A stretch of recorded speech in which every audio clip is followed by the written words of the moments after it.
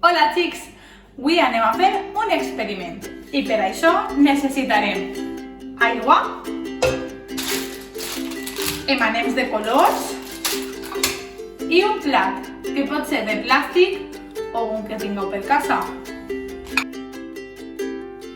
En primer lloc anem a obrir els emanems i el que anem a fer és començar a ficar un darrere de l'altre en cercle al voltant de tot el plat. Intenteu que siguin de diferent color, que no fiqueu al costat d'un emanem roig un altre roig, sinó que fiqueu diversos colors.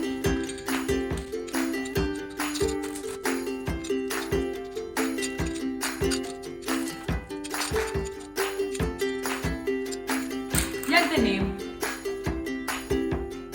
Així és com ha quedat el nostre plat. Ara anem a ficar un poquet d'aigua i anem a veure què passa.